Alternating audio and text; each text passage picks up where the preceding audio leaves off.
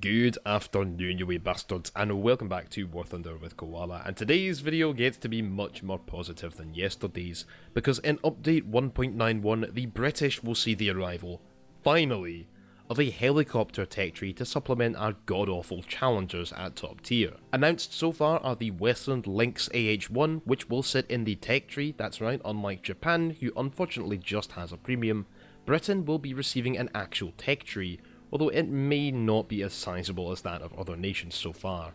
We've also had announced the premium helicopter, the G-Lynx, which holds the record to this day as being the fastest helicopter ever built, having a top speed in level flight of over 400 km per hour, and it looks as if it will be the best of all 6 premium helicopters in War Thunder so far.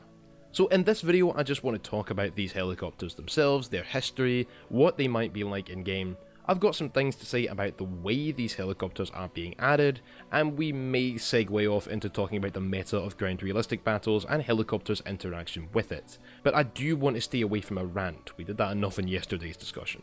First thing I do want to say, I am a player who has advocated for the release of a British helicopter tech tree, because if other nations have it, then all nations must in order to be on a level playing field, and I am excited to see these helicopters just based on the fact that I like them. But this video is more related to the news that they're coming and not promotion of them, and so I would ask you nicely right now to please, if you're somebody who thinks of helicopters as game-breaking cancer, to not leave token dislikes on this video just because you don't like helicopters in War Thunder in general.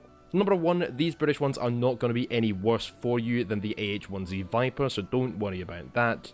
Number 2, Britain was always going to get them just out of fairness. And number 3, disliking any helicopter video on YouTube doesn't tell Gaijin anything. It just hurts me. I'm not Gaijin, I have no power within Gaijin. Don't shoot the messenger, okay? Thank you, lads. It was some few months ago that I made a video detailing a potential helicopter tech tree for the British nation. This was back before France and Japan had any helicopters, and both of the vehicles announced so far were on my list. However, there were a few others, some of which are very likely to come, others Gaijin has specifically made reference to how they're not coming, and that video is actually no longer available on YouTube, so I just want to go back over some of what I said in that video, because it is likely that we can predict some of the other helicopters that may come to the British tech tree. I think though that the title of this specific devlog, Britain's Top, is probably designed to reference the fact that we won't be seeing the Westland Apache in this update, which to be honest I am completely okay with for now. But Britain definitely does need a helicopter that can perform at 10.0. It's crucial that this particular nation has access to that, and it looks as if that's exactly what we're getting, which I am understandably over the moon about. I love Britain. Last patch we got a rank 6 multi-role jet fighter that has some close air support capability, as well as a fairly strong surface-to-air missile platform, and this patch we're finally receiving some attack helicopters. Gaijin, just thank you. Really wish you'd have given all nations helicopters before adding rank 7 tanks and SAMs though, because, well, the British are never going to see helicopters without SAMs, unlike America, Russia and Germany. That's a shame, but whatever, I'm still happy today. So, to dive into the announced helicopters, the Lynx AH.1 and the G-Lynx, both variants of the signature British multi-role helicopter manufactured by Westland. The Lynx was developed in the late 60s to early 70s to replace the aging Westland Scout and Wasp helicopters and supplement Britain's fleet of SA-341 B Gazelles produced under license from Aerospatiale as a heavier attack helicopter counterpart. Like Germany's BO-105, the Westland Lynx has exceptional flight characteristics. However, the Lynxes are also known for having extreme speed, and given that they're still used extensively today, they have the capability of some pretty dangerous armament options. This is of course the most important factor for use in War Thunder ground battles, which is where I'm going to focus my attention, simply because I don't personally enjoy helicopter battles. Honestly, I think they're a mess, a complete joke. But rest assured, both the AH-1 and the G-Lynx are going to be extremely effective in the anti-aircraft and a helicopter role.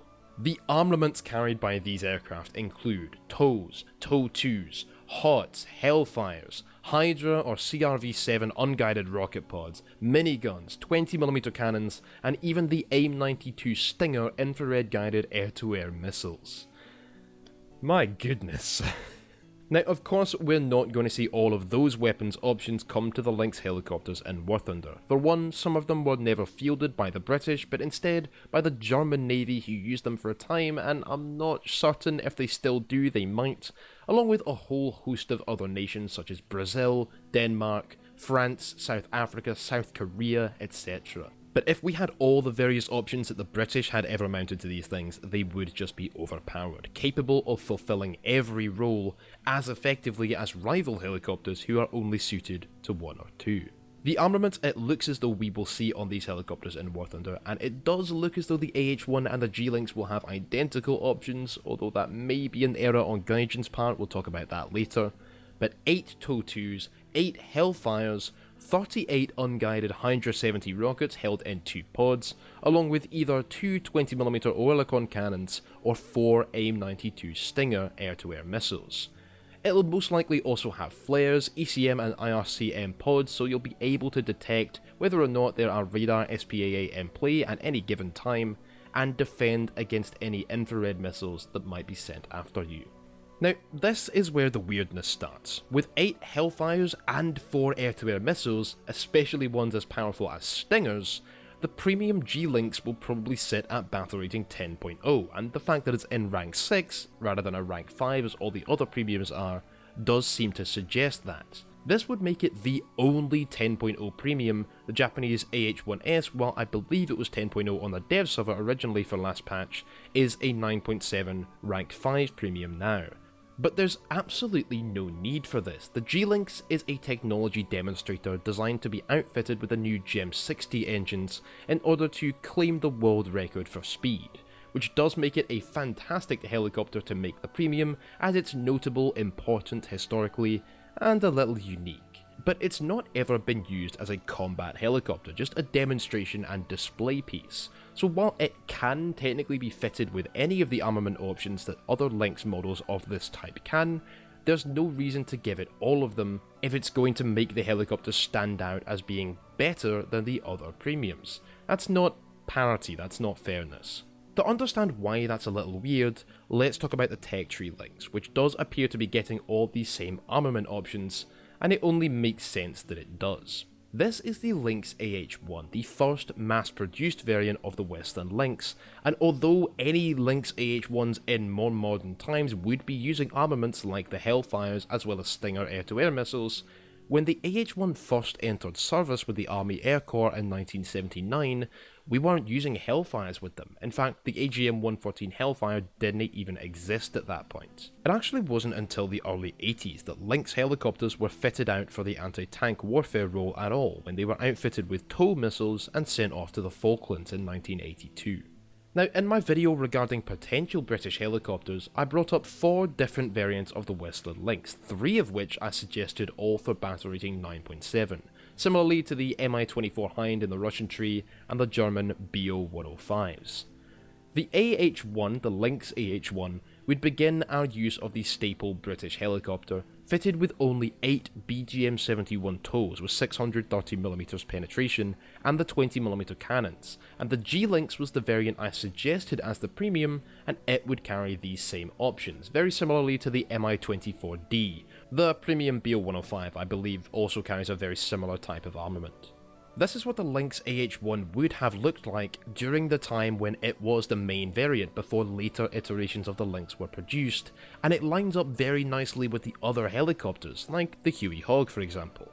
I then suggested the Lynx 3 for a second 9.7, more on par with later Hinds such as the Mi-24V and P, and the AH-1F Cobra, the latest model of the BO-105, the PAH-1A1, and these days the French SA-342M version of the Gazelle, as the Lynx 3 would have supplemented the armament with 4 air-to-air missiles, just like the Hinds and Gazelle do. The variant that I suggested be given Hellfires, 8 of them, and set at 10.0 along with having access to these Stingers, was the much more modern AH-9A Battlefield Lynx, which was also equipped with new engines and was based off some of the navalised variants of this helicopter. It's obvious that the Lynx is our British equivalent to the Gazelle, the BO-105 or the Hind. We expect to see a whole bunch of its variants to be the staples of the tech tree. So why would Gaijin give the earliest variant of the Lynx the armament of its latest variant, the AH-9A? That effectively means that we won't be able to get any more variants of the Lynx on top of this one, unless they're the early prototypes that come before it. And Gaijin's also shooting themselves in the foot here, because if the premium G-Lynx also gets these weapons, which it is seen with in the devlog photos, then anybody with the premium will never have a need to grind out the tech tree helicopters because they won't offer up anything new. In fact, they'll literally just be slower counterparts with the exact same ordnance. Now, firstly, I expect with the attitude of the community towards Gaijin right now, given the removal of German vehicles, the addition of new helicopters, which a lot of players don't like, and the whole fix the game trend, you lads will hear me say that Gaijin shot themselves in the foot and say, good. And I'm also not complaining. I think Gaijin might be giving the British helicopters a distinct benefit here, a selling point if you will, as a compensation for our having been denied them ever since 1.81 or 1.83 when the Germans got theirs, and our struggles with the Challengers and the lack of light tanks, supersonic jets, all the things Britain has been noticeably lacking in over past years. I think having most definitely the best premium helicopter, and having a very good tech tree helicopter if you are playing British helicopters as a free-to-play player, this is probably Gaijin's way of making it up to us. I just wanted to bring it up, maybe Gaijin can take it under advisement, and of course I don't know what the plan is for the rest of the British tech tree. Actually, while we're on that subject, let's get on to exactly that. What will the early British helicopters be? How is the tech tree going to look? Well, the first thing I would suggest we get is the Westland Wessex, and if you think this helicopter looks familiar, then it should, because the French already have this. This is the Sikorsky H-34, the one I said looks exactly like a mud skipper. This would be our entry point, just like it is for the French, and would carry probably the same armament as it, although seeing as the British only really used the Wessex extensively as an anti-submarine warfare helicopter, we may skip this one completely, so let's get on to the next prediction, which is the Westland Scout.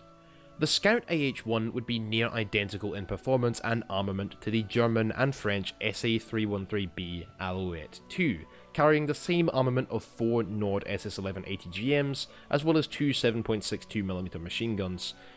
It honestly is essentially identical to the Alouette 2, it would make for a good 9.0, and if I'm wrong about the Wessex, I expect this helicopter to be our first instead. Next up at 9.3 would be the SA-341 B Gazelle, which was licensed produced by Westland as the Gazelle AH-1. Now this helicopter would be armed with powerful missiles, but not very many of them. 4 hot ATGMs, although its stock grind would probably be quite painful with only 4 tow missiles. This gives it a unique flavour in my opinion, having a hard hitting power, but not much of it, and I think it would make a good 9.3. That's how I expected our early tech tree to go, and this is why I suggested that the Lynx AH-1 be given the 8 tows and 20mm cannons and sit at 9.7, our first 9.7. The Lynx 3, which was a single prototype / technology demonstrator, mounting the front fuselage of a Lynx to the rear section of a Westland WG-30 transport in order to evaluate its ability to be outfitted as a combat helicopter, something the original Lynx was never purpose-built for. This would be our second 9.7, on par with the AH-1F. All nations have a second 9.7 besides poor Japan, and with 4 air-to-air missiles it would line up perfectly with the later Hinds and the later Gazelle for example. The 10.0 helicopter would be the AH-9A, as I said before, which mounted the 8 Hellfires and the 4 Stingers, and would not be quite as powerful as the Viper, but it would match up to the Mi-35M quite well and be a very nice 10.0. Honestly, the G-Lynx could get all the weapons options it has in the devlog currently, be our top premium, our 10.0 tier 6 premium, that's perfectly fine. I just don't think the AH-1 should have them. That just doesn't make any sense to me. As for the Viper, I've suggested this in the past, but the fact that the Viper can carry 16 Hellfire missiles and 2 air-to-air missiles, while the Mi-35, a much more sluggish helicopter, carries only attacker missiles with less penetration and no top attack function like the Hellfires do, as well as not carrying any air-to-air missiles, the Viper is definitely the better of the two, by far. The Viper in real life is also physically incapable of launching tow missiles. It just can't guide them, it doesn't have the systems. So it makes no sense that it's fitted with them in-game as the stock missiles. Come on Gaijin, I thought we were going for full realism with the removal of German paper tanks. So I recommend turning the Viper into the AH-1W Super Cobra, renaming it, which this was the exact same in performance. It could carry tow missiles as well as air-to-air missiles, the AIM-9Ls, but it only carried 8 air-to-ground missiles as opposed to the 16 of the Viper. This would be balanced up against the Mi-35, as the Hellfires are superior missiles to the attackers, and the helicopter itself has vastly superior flight performance. It's also a smaller target and, oddly enough, more survivable, more likely to take a hit, and it carries air-to-air missiles. So having only 8 air-to-ground missiles as opposed to the Mi-35's 16 is a great balancing factor for it. The Mi-35 has more staying power, but in every other regard, it's not as good. This would also mean that the AH-9A at 10.0 with 8 Hellfires and 4 Stingers would be balanced up against these other 10.0 helicopters, as it's also quite a sizable target but does retain the flight performance. I think of this thing as somewhere between a Cobra, a BO-105 and a Hind. And its missiles, its air-to-air missiles, well, let's talk about these things. The M92 Stinger is a very effective air-to-air missile, which is also fired by the Apache in both American and British service. It'll likely perform with the AIM-9Ls as far as tracking, etc., but it has 2 interesting features. Number 1, it has a longer range, I believe 8 kilometers, but number 2, you might notice that we carry 4 of these rather than the 2 AIM-9s of the Viper. Well, that's because these missiles are much smaller, and hence they have a smaller warhead. This means that you might get a lot of missile hits that don't equate to a kill, at least not instantly, although it may do a lot of damage, giving the enemy pilot a very hard time. These are the same missiles that are used as man-pads or man-portable air defense systems. They're shoulder-mounted surface-to-air missiles, that's why they're so small, and they're also mounted to vehicles like the American M6 Linebacker, effectively a Bradley with these missiles rather than tows, or the German Gepard, which mounts them on the sides of the 35mm guns. These are the SAMs I wish we had gotten, instead of the optically guided ones we have currently in Tier 7, and there are a multitude of reasons for that. Number 1, the need for them to be locked on means that they can't fire immediately, making them less useful against fixed-wing aircraft. They have a much lower range for all aspect locking or locking targets from the front, and they can be evaded if you pull enough Gs and get out of their line of sight. They can also be countered with flares, and I find it quite funny that Gaijin gave helicopters flares to counter missiles, but then made all of the SAMs optically guided, rendering flares only usable in the helicopter EC mode, which, as we said earlier, is a complete mess. These missiles also wouldn't be able to be used against tanks as ATGMs, which would be very, very good, because currently the Bradley ADATs might possibly be the single most overpowered vehicle in the game. And that ties us neatly into our last point for this video, and that is the use of helicopters in tank battles, as you've been seeing in the background of this video for the past few minutes. Because if you're somebody that is still to this day, and since 1.87, complaining that helicopters are ruining the game, that they're unfair and overpowered, then you are just plain wrong. I'm sorry, usually I say something like, all different opinions are good, you're welcome to yours, but if you're complaining about helicopters in top tier tank battles, then you haven't been paying attention. Because of current SAM AA being so incredibly easy to use and so cheap to spawn in, damage models being so ridiculously fragile for helicopters, and the addition of maximum range limits to helicopter ATGMs, they're so ineffective compared to main battle tanks on the battlefield that they are never worth spawning in, and could not be further from overpowered. Just because a helicopter got lucky and killed you once or twice does not make them an overpowered or game-breaking vehicle type. Sure, you may have been unable to shoot them down in return, although it really isn't that hard with our top tier guns, you should be able to shoot them down, But think about what that helicopter sacrificed in order to gain that safety. They have to be incredibly careful, incredibly watchful, using solid cover which isn't available on every map, take Kursk for instance, and given their limited stock of missiles, they're really not able to reliably get more than 2 to 4 kills over say a 6-minute period, and they have to work incredibly hard for those kills. 2 to 4 kills in 6 minutes is just not overpowered, regardless of circumstance. You can't capture zones in helicopters, that's suicide, and no longer are they able to sit out of ranges and fire at you due to the maximum ranges of their ATGMs, which you can't even see on the stat card. They are very easily outranged by SAMs, and most of them have to get within easy gun kill ranges in order to hit targets. They're extremely fragile, extremely easily countered by aircraft, and very easy to hear coming because their engines are way too loud. If you've ever heard helicopters coming towards you in real life, you really can't hear them much until maybe just 1 to 1.5 kilometers away. And imagine that while standing next to or even being inside a tank with an extremely loud engine. You shouldn't be able to hear them until they're right on top of you, and there might be something to say about Gaijin's sound design, which is quite good but with some very obvious room for improvement. The only exception I will accept is the AH-1Z Viper because of its very powerful load of 16 top attack Hellfire missiles. It's in another league, and we've already gone over reducing the capability of it in order to balance it out. But helicopters themselves, in and of themselves, are not overpowered or game-breaking vehicle types. Have not been since 1.87, certainly not this patch 1.89, with almost every nation having a surface-to-air missile AA. And if you're saying any differently, that they have an unfair advantage, then you just have not been paying attention. Whether or not you argue for tanks on the game mode is your own business. I'm not remotely interested in that argument at all, but even if that is your stance, you cannot say it's because helicopters are in any way, shape or form overpowered. They just aren't. And I think that's going to do us for this video. Lads, I hope you have enjoyed, and that if you did, you leave a like, subscribe if you haven't already, and hit that bell icon, join the 360 squad. Make sure you let me know your thoughts on this down below. What do you think of the British helicopters being added? What do you think of my suggestion that the Lynx AH.1 should be the 10.0 variant with Hellfires, while the earlier model should come lower in the tree?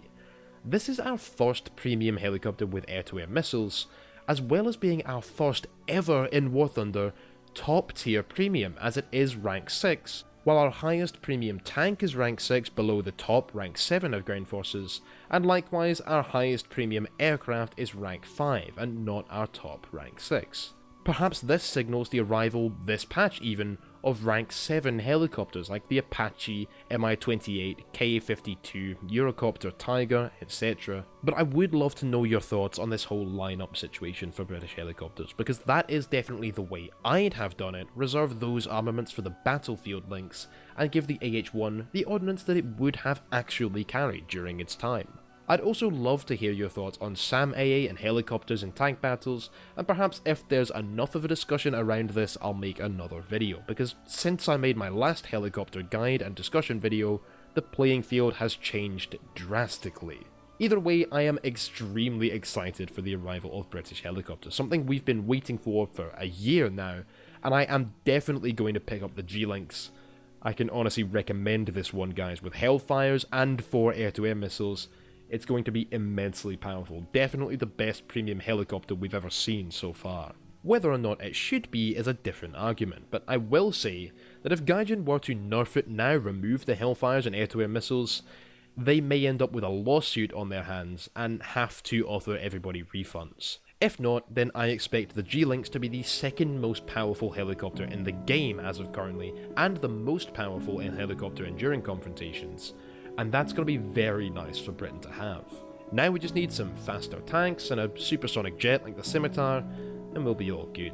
Anyway lads, please make sure you come follow me on Twitter and Twitch, join the Discord server, and check out Patreon, or join here on YouTube using the button down below if you'd like to support the channel further. There's also our new merch store on Teespring, which I have been very excited to bring to you lads, so if you do want a t-shirt or anything else, then all of those links are of course in the description.